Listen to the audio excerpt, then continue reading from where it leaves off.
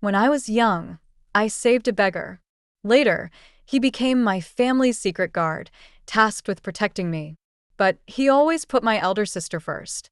When we encountered bandits, he chose to save her first. Your sister is frail. I'll get her to a safe place, then come back to find you. I waited and waited, but he never returned. Instead, the bandits came, assaulted me, and hung my lifeless body at the entrance of their camp.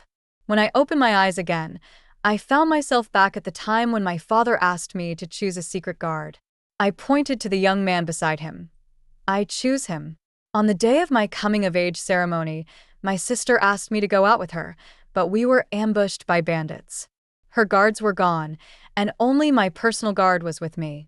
But he abandoned me in a secluded corner, saying, "Wan, stay here for a moment. Your sister's health is fragile. I'll take her to a safe place, then come back to rescue you." I grabbed his arm, begging, "Please, take me with you. My sister will be fine. If you leave me, I'll die." He coldly shook me off, his gaze filled with disdain. "How could you say such cruel things? Wait here. I'll come for you." I watched as he fought his way through the bandits, holding my sister in his arms, growing farther and farther away. But my sister, who should have been unconscious, secretly smirked at me from a place he couldn't see. She said, "I won again." Jiang Ming didn't know that the bandits had been arranged by my sister. She wanted me dead. I curled up in an old basket, shivering, praying that Jiang Ming would come to find me quickly. But I waited and waited, until night fell. I didn't get him. Instead, the bandits came. They circled around me, grinning maliciously. No. I woke up from my sleep, drenched in cold sweat. Xiao Tao rushed in. "Miss, what happened? Are you having another nightmare?" I gasped for air, looking at my hands. They were fine, perfectly fine. As the tension eased, I slumped back down. Ever since I was reborn, the events of my past life had haunted me, turning into nightmares that crushed me, suffocating me. Heaven had shown mercy, giving me a second chance at life. I told Xiao Tao to leave, but I lay in bed, tossing and turning, unable to fall asleep again. The next morning, my father sent a servant to call for me. When I arrived in the hall, I saw my sister there as well. She glanced at me, then turned her gaze away in disdain. So, everyone in the capital knew that the prime minister had 2 daughters. When they talked about the eldest, they would praise her beauty, saying that even her every frown and smile could stir the capital. She was not only beautiful but also proficient in music, chess, calligraphy, and painting. Not long ago, during the spring hunt, she performed a dance with a water sleeve, which impressed the higher-ups, and they immediately arranged a marriage between her and the crown prince, envying many in the capital. But when it came to the youngest daughter, people would stammer and say little, only mentioning that I was fortunate to be born in such a good family. I was the so-called lucky youngest daughter. I have known since I was a child that I was no match for my sister, and even our names showed the difference. My sister is called Xinjiao, and I am Xinwan. She was cherished and adored, while I was Wanwan, like a humble servant. My mother suffered greatly when she gave birth to my sister. My father didn't plan to have another child, but unexpectedly, I was born. It was because of me that my mother died during childbirth. My father was heartbroken, believing that my mother's death was my fault. On top of that, I was never as good as my sister, so he treated me coldly. Yet my sister always appeared kind to me in front of others. But only I knew that, when no one was looking, she would secretly stab me with silver needles in hard-to-spot places, finding various ways to torment me. She said I shouldn't have been born. If not for me, she would be the only child in the prime minister's family, showered with love and attention. If not for me, my mother would still be alive. She said it was all my fault. I believed her. But the old nanny, who had been with my mother, held me tightly, whispering with compassion, "Madam never blamed you. You shouldn't blame yourself. You are the precious pearl that Madam wished to protect." Although I didn't understand back then, it was the first time I cried in the nanny's arms. From then on, I would often seek her out, listening to her tell me stories about my mother, recite poetry, and teach me to read. That day, I excitedly went to find her, but saw a white cloth draped over her body. I heard she had ended her life, overwhelmed with grief over missing my mother. My sister walked up to me, whispered in my ear, "She was kind to you, so she deserved to die." I froze, trembling as if I had been plunged into an ice cave. Wan Wan. Shun Jiao's voice pulled me back from my thoughts. I instinctively looked at her. She had a smile at the corner of her lips and said gently, "Father said we should choose our secret guards. You're younger than me, so you choose first." Only then did I notice that, at some point, a row of kneeling people had appeared in front of us. I immediately spotted Jiang Ming. He seemed to sense something and looked up, meeting my gaze. Shen Jiao noticed this, and with a thoughtful smile, she said, "Does my younger sister like that secret guard?" I quickly averted my eyes and shook my head vigorously. No. Under Jiang Ming's incredulous gaze, I raised my hand and pointed to the young man beside him. "I choose him." Then, I turned to my father and said, "Father, one secret guard is enough for me. The rest can go protect my sister." I explained, "After all, my sister is the crown prince's fiancée, and to prevent other families from being jealous and plotting against her, it would be better for her to have more guards." This time, I fulfilled Jiang Ming's wish and let him protect the person he wanted to protect. He shouldn't hold a grudge against me anymore, right? Father was surprised by my words, pausing for a moment before nodding. "We'll do as you say. You've given it thought." After a moment's pause, he added, "In a couple of days, during the banquet, Jiao Jiao will sit with the crown prince. You'll accompany me and sit beside me." I froze.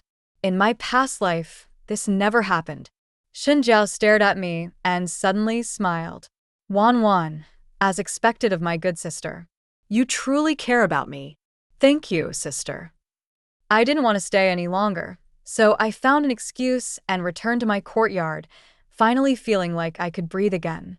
I whispered to myself, "Wan Wan, well done." Ah. A light laugh startled me. I turned around and saw the secret guard I had chosen standing not far behind me, smiling warmly at me. I felt a little embarrassed and irritated, glaring at him. "How do you walk so quietly?" He shrugged. "It's basic training for a secret guard to move silently." I couldn't think of anything to say. He looked at me. "It seems the second miss doesn't like the eldest miss." My heart skipped a beat, and I turned away, scolding, "What nonsense. My sister likes me very much. Why would I not like her?" He remained relaxed. "Whatever the second miss says is what it is, then." I squeezed my fingers in my sleeve, asking in confusion, "Why are you following me? Shouldn't you be hiding somewhere, like in a tree or a place I can't see, to secretly protect me?" He glanced around. "There's no one here. Why should I hide?" I bit my lip. When I chose Jiang Ming, he was always nowhere to be found. Only when my sister and I were together did he appear, standing by my side. But fortunately, this time, I had no connection with them anymore. I didn't have to die in such a tragic way. Thinking this, I felt a little fortunate. I looked at him. "What's your name?" He replied, "In our generation of secret guards, we all have the surname Jiang, with the given name Li." Jiang Li. Not bad, actually. On the day of the banquet, Shen Jiao sent me a brightly colored dress, looking like it had been dipped in every dye imaginable. I took one glance and turned away, picking a simpler, lotus-pink robe from the wardrobe. Shen Jiao saw me and her eyes flashed with a trace of coldness, pretending to be upset. "Sister, the Emperor's banquet is a joyous occasion. Why are you wearing something so plain? I clearly prepared a dress for you. Don't you like it?" Father furrowed his brow. "Why are you wearing something so plain? Do you want others to think our family treats you harshly?" I lowered my head slightly. "I dare not, Father. It's just that this is the first time the Emperor is hosting a banquet since my sister became the Crown Prince's fiancée. It's only natural for her to wear something beautiful. If I wear something too bright, people might think our family is showing off. So I chose a light-colored dress, simple and not eye-catching. Father nodded. Wanwan's words make sense. I pursed my lips. This was the first time Father had called my name. At the banquet, Father and I sat down, while Xin Jiao sat beside the crown prince. They drank and chatted, starting with matters of the court that I couldn't understand, then talking about Xin Jiao and the crown prince. Later, somehow, the conversation turned to me. The prime minister's eldest daughter is so impressive. I'm sure the younger daughter must have talents as well. All eyes were on me. I choked on a piece of cake, unsure whether to swallow or spit it out. The person in the yellow dragon robe sitting at the highest seat looked at me with interest. Father quickly declined for me. My youngest daughter doesn't have any particular talents. I hope His Majesty will forgive her. The person was persistent. How could that be? Surely, she must have something she excels at. I looked over and recognized her as the daughter of someone Father wasn't on good terms with in the court. I thought for a moment, then saluted the emperor. I don't have any special talents, but I'm very good at eating cake. How about I perform that for His Majesty? Before he could say anything, I grabbed a plate of cakes from the table and started stuffing them into my mouth. Before long, the plate was empty and my cheeks puffed out like a pufferfish. Father's face darkened, probably because he thought I had embarrassed him. But the people at the table burst into laughter. The empress also covered her face, hiding her smile, and said to the emperor, "Your Majesty, I quite like this little girl. You should reward her for such a lively performance." The emperor waved his hand. The prime minister's youngest daughter is truly interesting. Let her be named County Princess. I saw Xin Jiao's delicate smile nearly crack. The pastries made my stomach feel a bit uneasy. I lied, saying I had drunk too much juice and needed to use the restroom, then snuck out of the grand hall to take a walk. The evening breeze in the imperial garden carried a bit of coolness. On a whim, I called out, "Zhongli, are you there?" He suddenly jumped out from somewhere. "Miss, are you looking for me?" This time I wasn't startled. I asked curiously, "Did you stay in the hall during the banquet? Where were you hiding?" He gave me a mysterious smile. "That's a secret of the Dark Guards. I can't tell you." Before I could say anything, I heard a familiar voice call my name. Wan. I looked up to see Jiang Ming. My brows furrowed. "How dare you call my personal name? You're just a dark guard." His gaze swelled with emotion, his voice rough. "You should have chosen me. Why didn't you choose me?" My pupils shrank. How did he know?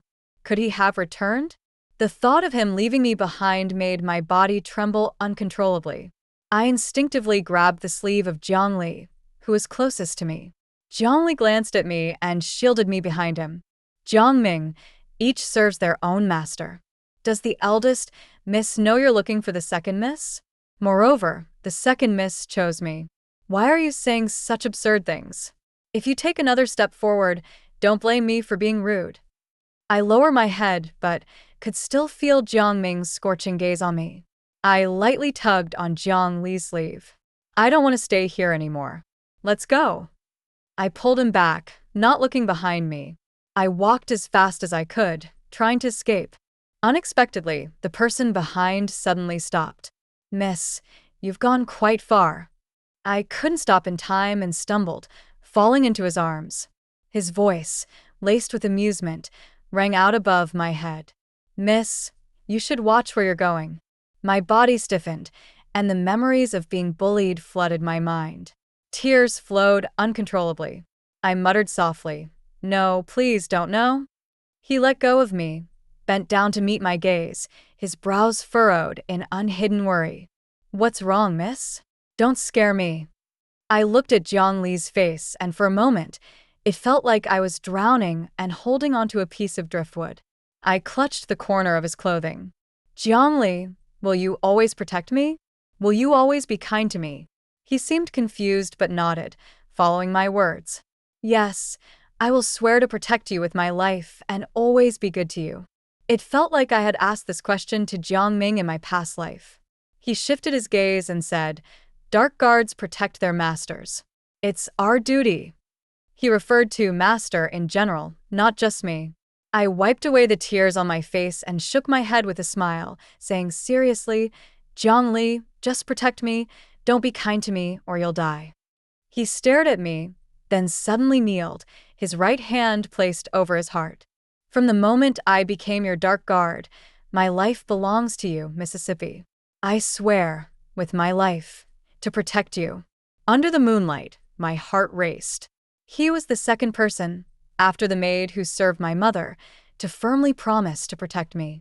Somehow, the incident with Jiang Ming last night was known to Xinjiao. Not only did she make him kneel all night, but she also had him whipped early in the morning. As I passed by, she ordered the servants to increase the intensity of the punishment. He is my dark guard, yet he deserted his post. He deserves to be punished. If you tell me where you went last night, I might consider sparing your life. I clenched my fists under my sleeves, walking past them calmly and forcing myself to look straight ahead, not daring to glance at the bloody scene. As I walked away, I could still hear Xinjiao's mocking laughter behind me as she said to Jiang Ming, "See, despite all your show of loyalty, they won't even spare you a glance." I sighed. He liked Xinjiao so much. How could he show loyalty to me? I followed my father to the maidservant who had been brought from the palace to teach me etiquette. She was very strict. If I made even the slightest mistake, I was struck twice with a ruler. Xiao Tao, concerned for me, prepared some ointment in advance. But when I returned, she was nowhere to be seen. I called her name several times, but a stranger came instead. "Miss, I will serve you from now on." I furrowed my brow. "Where's Xiao Tao?" Before she could answer, Xinjiao stepped into my room and said loudly that lowly maid was having an affair with the dark guard. I have had her executed. I stared at her in shock. What? She smiled sweetly at me. But since she served you for so many years, I left her body intact. She leaned in, repeating the words she had said to me as a child, each word deliberate. "I told you anyone who is good to you should die. You were born to be trampled into the mud by me." I ran to see my father. He looked up from his book, glanced at me indifferently, and said, "Your sister is right. That lowly maid had no value and didn't deserve to be kept." I returned in silence and found Xiao Tao's body. The poor girl was bruised all over, the strangulation mark on her neck particularly noticeable. I touched her face, which seemed even more tender than mine, and it was cold. I whispered, as if speaking to Jiang Li or to myself, "How much pain must she have been in when she died?" Jiang Li, I didn't know when he had moved to my side, spoke gently, "Miss, if you want to cry, let it out. It will make you feel better." I didn't understand. Why, after doing everything I could to avoid anything related to them, did they still not let me go? I just wanted to live well. I stayed up all night. As the first light of dawn appeared, I spoke to Jiang Li, who was standing on the beam. "Jiang Li, I don't want to be prey. Will you help me become the hunter who slaughters the fish?" After a long silence, he replied, "I will obey your command, Mississippi." I became more diligent in studying etiquette, to the point where I could even see a hint of a smile on the usually stern face of the nanny. One day, as if casually, she asked, "Your talents are quite good. Have you ever studied or practiced calligraphy?" I smiled shyly. "I've memorized the women's codes many times, but other books I've just glanced at, never studied in detail." She asked again, "Then why not study?" When this came up, I felt a bit down. I'm not as talented as my elder sister. My father says that a woman with no talents is virtuous, so I didn't pursue it further. "Do you want to learn?" I nodded eagerly. "Of course. I want to be as capable as my sister." She smiled at me. Later, I heard the news that the princess's decree had come, along with an invitation from the empress to enter the palace as a companion. Upon hearing this, my elder sister smashed all the porcelain in the room. When I returned, my father gave me a complex look but didn't say anything. After he left, however, Xinjiao fixed her cold gaze on me and sneered, "I underestimated you, managing to hook up with the empress." I furrowed my brow. "What is my sister talking about? I don't understand." She snorted. Whether you truly don't understand or are pretending, don't think that just because you've hidden in the palace, I won't be able to deal with you. Just wait. With that, she stormed off. I shook my head. That evening, another uninvited guest arrived at my courtyard. It was Jiangming. His wounds hadn't fully healed, his complexion was pale, yet he still knelt and explained to me. I didn't reveal who it was, nor did I mention Xiao Tao's name. I looked at him calmly. What does that matter? If it weren't for him, Xinjiao wouldn't have cruelly killed Xiao Tao, who grew up with me. I spoke softly. Jiangming, I'm going to the palace soon. Do you know how happy I am that I won't have to see you and the others anymore? I watched his face grow even paler. The day I entered the palace, my father sent me off at the gate. He only said one sentence: be cautious and mindful of your actions. Don't bring disgrace to the Prime Minister's residence. I suddenly smiled and looked up at him. Father, I am also your child. But I don't understand why you won't even say, take care of yourself. I spoke the most rebellious words I ever had in both my lives. It was you who made Mother pregnant with me. If it was unintentional, a bowl of safflower could have ended my life, but you didn't. I guess you were hoping for a son, but instead, you got me, this disappointing one. Everyone in the capital says the Prime Minister's youngest daughter is fortunate, but I don't know where my fortune came from. I've lost my mother and never felt my father's love. I even think you know about the things my sister does, but you turn a blind eye. You've shifted all the blame onto me, easing your guilt over Mother's death.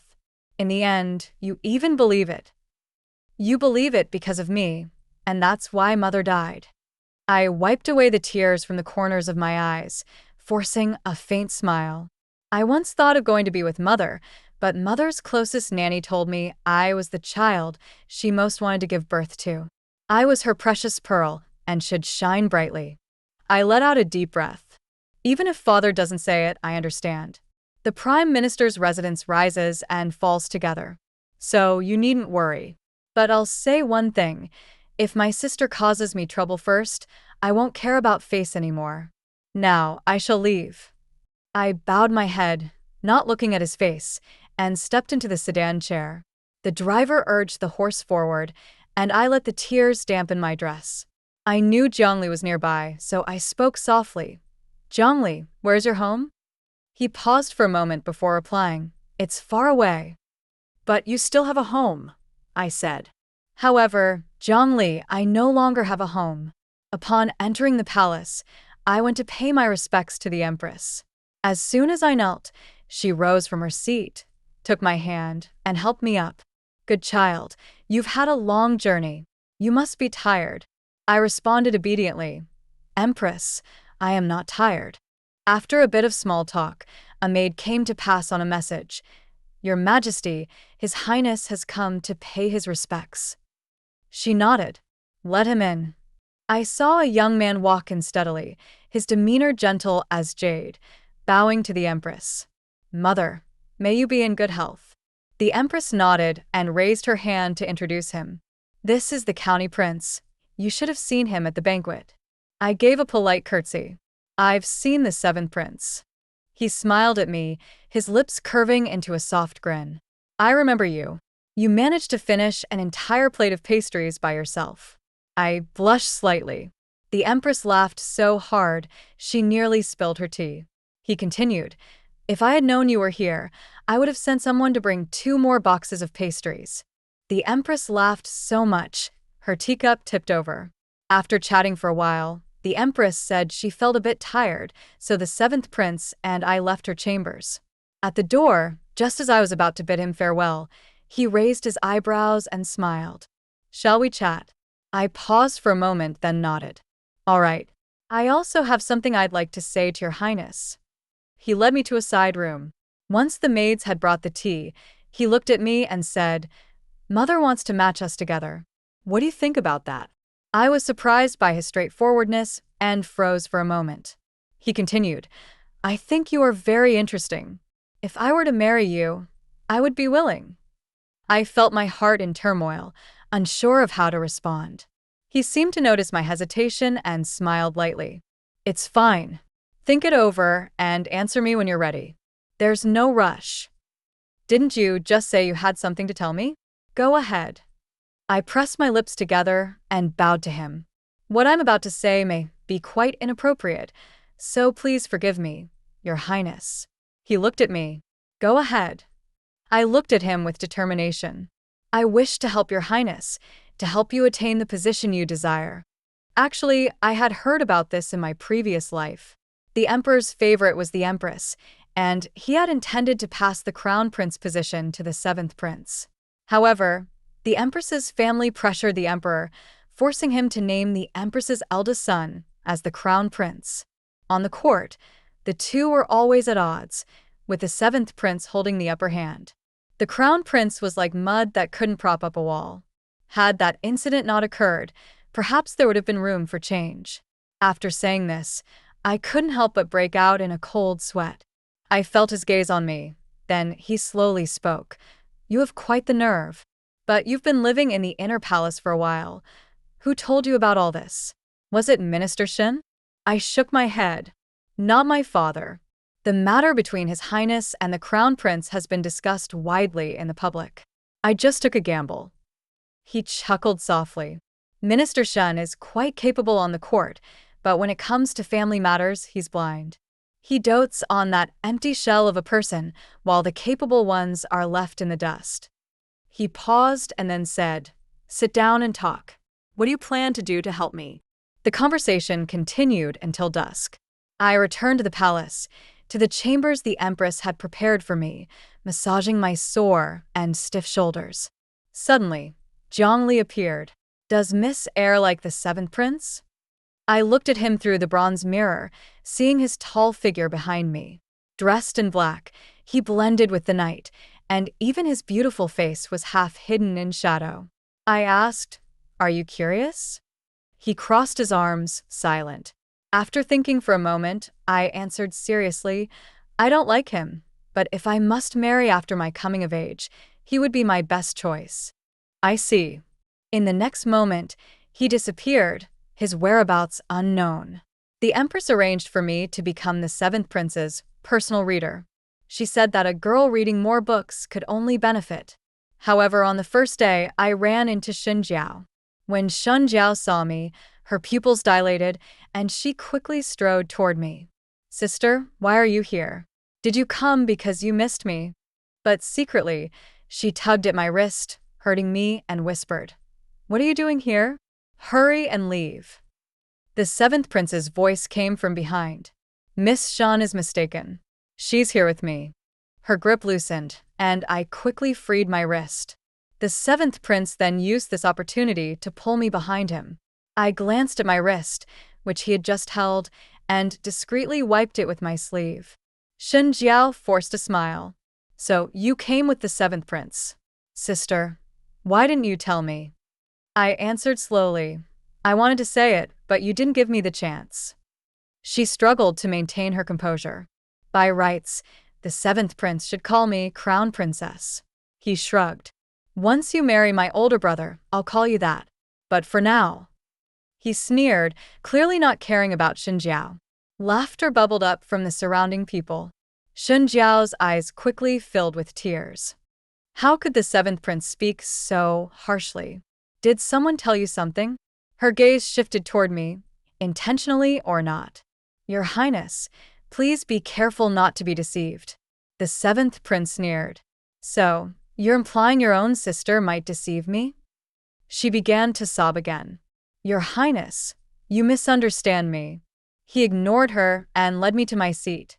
Sitting beside him, I quietly whispered, Thank you. He looked at me deeply, but didn't say anything. When the crown prince entered, he saw the weeping beauty. He quickly embraced her. What's wrong? You're making my heart ache. Who bullied you? Shun Jiao looked toward us, sobbing softly, shaking her head. He came over, his eyes glued to me with an unsettling gaze, just like those bandits from the previous life.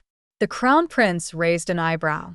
Seventh brother, bringing a woman to class. Shouldn't this be inappropriate? Just because she has some looks, does she captivate you so? I saw Shin Jiao's face turn ugly in an instant.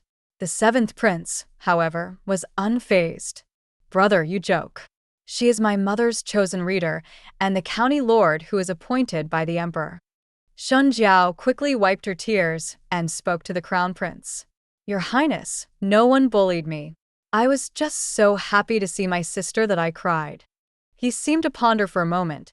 So you're Jiao's sister? He was about to say more, but the scholar arrived, so he returned to his seat. After one lesson, my head was buzzing. I gathered my things and was about to leave with the seventh prince when the crown prince stopped me. I heard that the young lady from the Shin family is particularly good at eating snacks. How about showing us your skill today? With that, he ordered 2 trays of pastries to be brought up. The seventh prince frowned. Brother, is it really right to treat a woman like this? The crown prince immediately replied coldly. What kind of bullying is this? If she can perform for the emperor, why can't she perform for me? The seventh prince wanted to defend me, but I quickly spoke before him. Fine. If His Highness wants to see, I will do it. I picked up the 2 trays of pastries and ate them without hesitation. After finishing, I bowed and asked, Is His Highness satisfied now? He nodded, deliberately insulting me. I didn't expect the young lady from the Shin family to look so small, but eat like a pig. I replied, Thank you for the compliment, Your Highness. Seeing that I wasn't angry, he seemed to lose interest and was about to leave when Xin Jiao approached. She sweetly linked her arm with mine. In half a month, it will be your coming-of-age ceremony. How about I personally arrange it for you? The crown prince affectionately said to her, They say the eldest sister is like a mother. Jiao is truly good to her sister. Not only beautiful but kind-hearted. Seeing their affectionate interaction and recalling my tragic death at my coming-of-age ceremony in the previous life, I suppressed my overwhelming hatred. Then I'll trouble sister to take care of it. After seeing off the crown prince and Xin Jiao, I walked back with the seventh prince. Halfway there, I couldn't hold back anymore and found a secluded corner to vomit. The seventh prince seemed about to pat my back, but I subtly dodged. He froze for a moment, then lowered his hand, sighing, You really can endure. I wiped my mouth with a handkerchief and smiled faintly.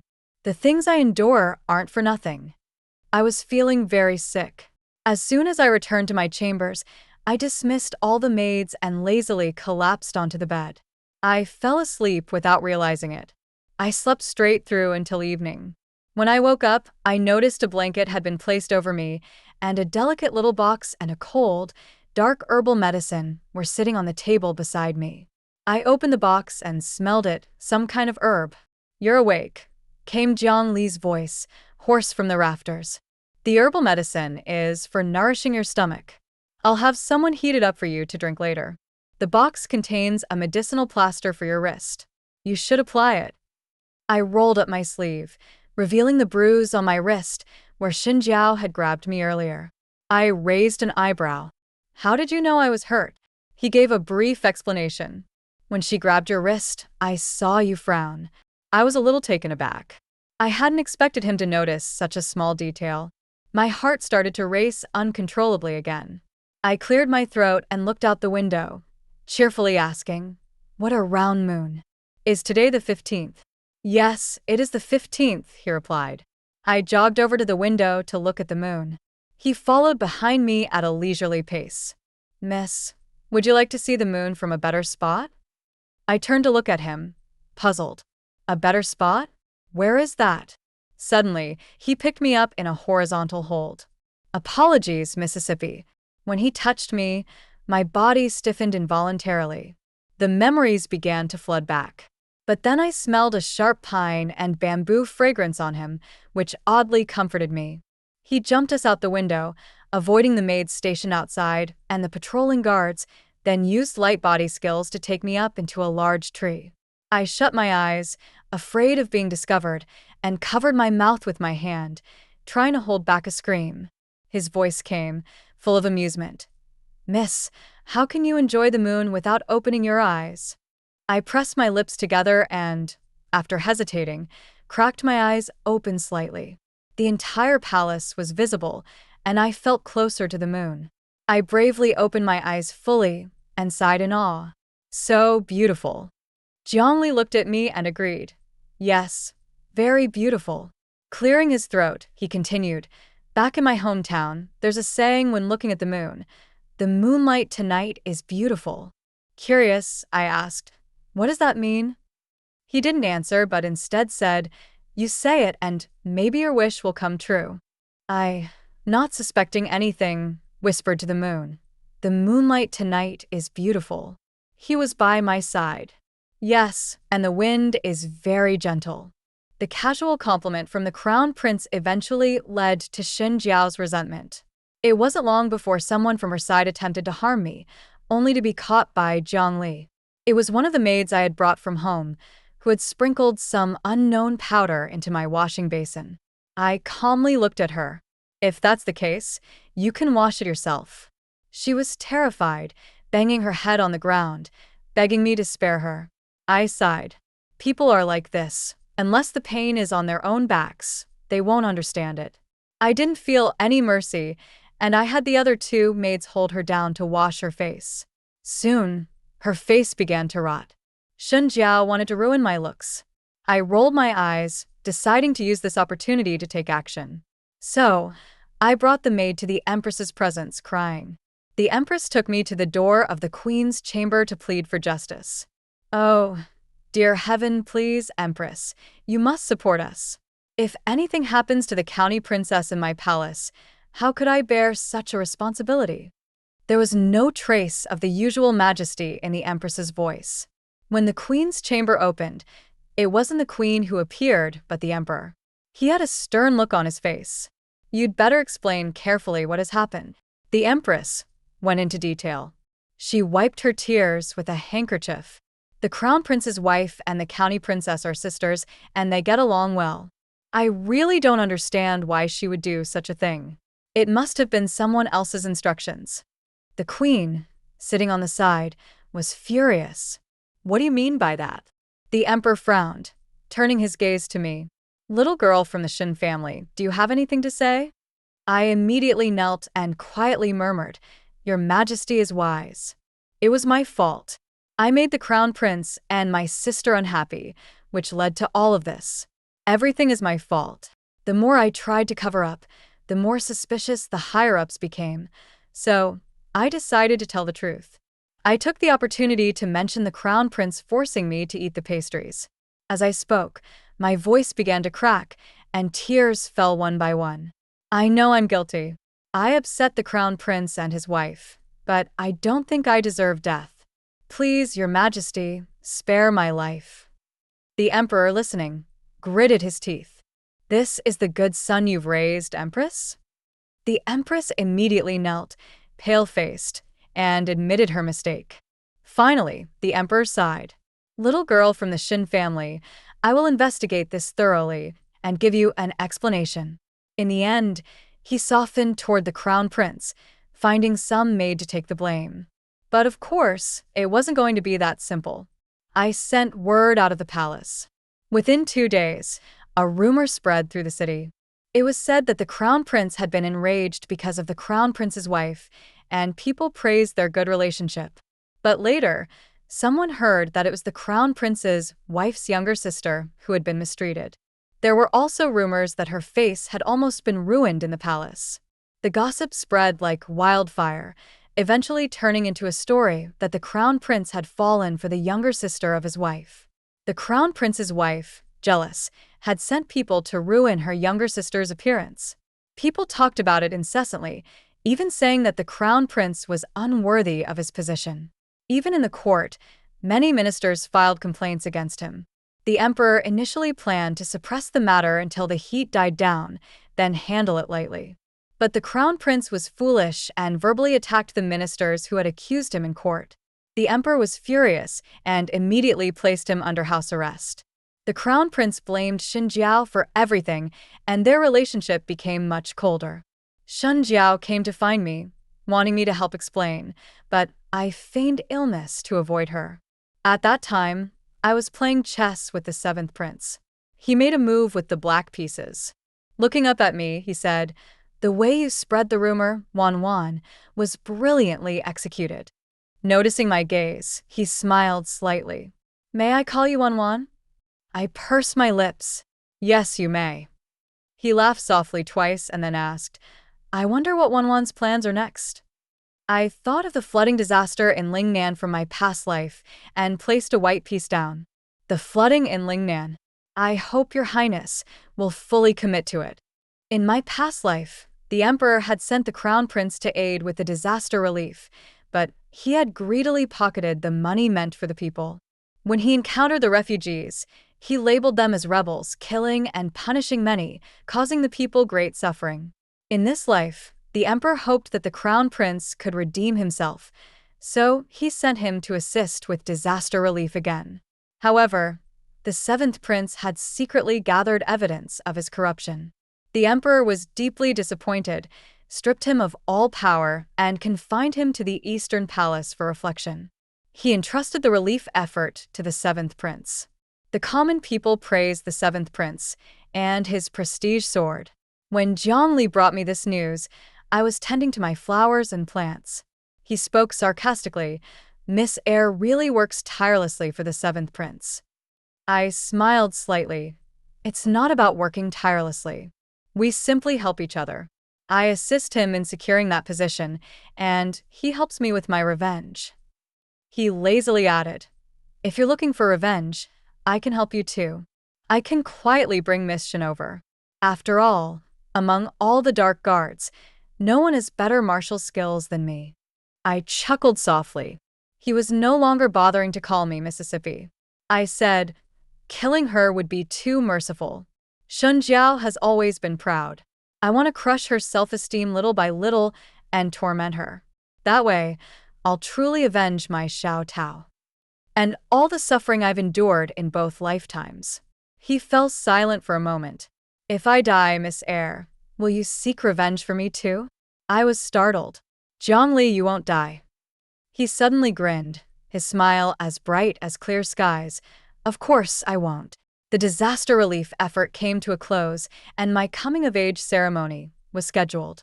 I looked at my reflection in the bronze mirror and asked the person on the beam, Zhongli, do I look good? He replied, You look good. I tilted my head and stretched out my hand. Zhongli, have you prepared the gift for my coming-of-age ceremony? He was surprised and shrugged. Sorry, I didn't prepare anything for your coming-of-age gift. I pouted and suppressed the sudden feeling of disappointment. It's fine. I didn't expect you to give me anything anyway. Due to my status as a county lord, the coming-of-age ceremony was more extravagant than the last one. After a few rounds of drinking, Shun Jiao spoke again. Thank you all for attending my sister's coming-of-age ceremony. I've arranged for a prayer at the National Temple. Let's all go together. She grabbed my hand. Sister, shall we leave last together? The time had finally come. I lowered my gaze and smiled faintly. Sure.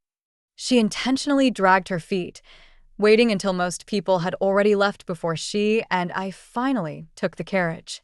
When we reached a secluded path, she suddenly spoke. Xinwan, why can't you just behave? Why can't you just be obedient and let me trample you underfoot? I sighed and looked straight at her. Is it because I took away your favor? But from childhood, haven't you seen how father treats you and how he treats me? When have I taken away your favor? Her face twisted. You don't understand? The love is never enough. What I hate the most is your face, the one that looks so much like our mother's. Do you think father doesn't love you? In fact, the one he loves most is you. He doesn't want you to suffer, so he didn't let you learn things like the guqin or chess. He wanted to find you a good family, but me? He didn't even blink before marrying me off to that debauched crown prince. After hearing this, I suddenly laughed. My father was such a failure, both daughters thinking that he loved the other. But it doesn't matter, she said, raising a twisted smile, because you're going to die soon. As she spoke, a whistle sounded from somewhere, and the voices of bandits charging toward us followed. Shun Jiao whispered in my ear, These bandits are all ones I hired. They're all strong, so I hope you enjoy yourself. After saying this, She feigned terror and ran off the carriage, shouting, "Help! Someone, save me." I calmly stepped down from the carriage, seeing the guards I brought fighting the bandits. I shouted, "Zhongli, here." He led a group of hidden guards sent by the seventh prince to protect me, quickly surrounding the bandits. Not long after, the bandits were all captured. Seeing that things were settled, Shen Jiao collapsed on the ground, muttering, "How could this happen? It shouldn't be like this. How could I lose?" I looked down at her from above. "To the victor goes the spoils, my dear sister. Surrender." She glared at me in resentment and screamed, "No, I haven't lost. How could I lose to you? How could I lose?" She yanked a hairpin from her hair and charged at me. "Die." I was too close to her and couldn't dodge in time. "Miss Eyre, be careful." Two voices shouted simultaneously. I saw Zhongli leap toward me, and Jiang Ming stabbed a long sword into Shen Jiao's abdomen. I gently laid him down, picked up the dagger, and walked toward Shen Jiao step by step. Finally, she seemed to feel fear. "Don't come near. If you dare kill me, Father and the Eastern Palace will never forgive you." I smiled. "Do you think I still care about them?" Jiang Ming tried to stop me. "Your hands aren't meant for killing." I calmly looked at him. "Back then, you told me that because Shen Jiao saved you when you were young, that's why you always did everything for her. Isn't that so?" He hesitated, lips trembling. You've returned, haven't you?" "Yes, that's exactly how it was." I continued. "It's funny. When I was little, I saved a beggar. I was starving myself, but seeing him so weak, I couldn't bear it. I shared half of my flatbread with him.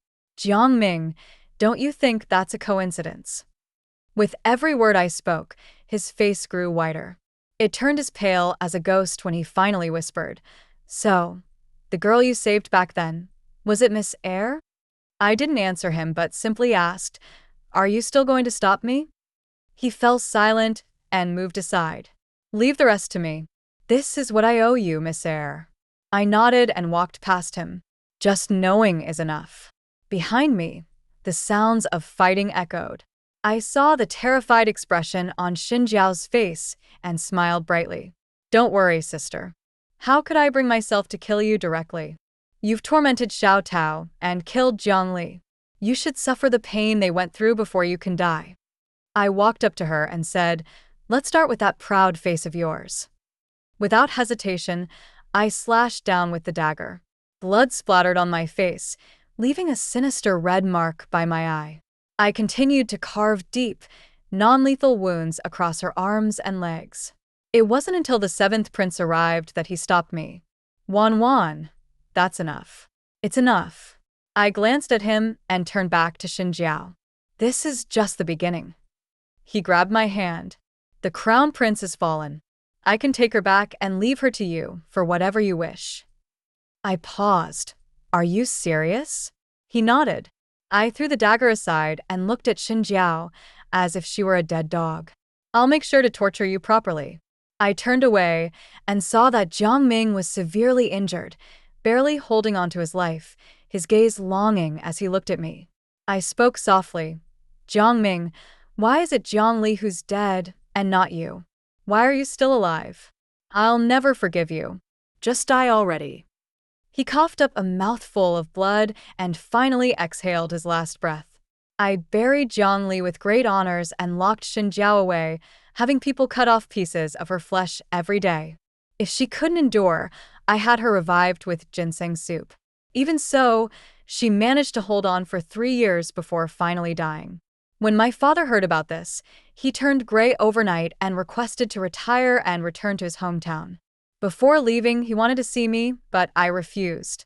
In the 4th year of the Qingli reign, the 7th prince ascended the throne. He found me and asked, "Wan, I'm still missing an empress. Would you be willing?" I shook my head. "Your Majesty, you can find someone better. I'm not a good match." He didn't insist, only giving a self-deprecating smile. I never expected to become the ruler of this land, but not even my dark guards listen to me, and I can't win the heart of the one I love. I wondered how he knew my feelings. He continued. The night the crown prince forced you to eat that pastry, I brought medicine to you. He had a scowl on his face, saying you were sleeping and told me to stay away from you.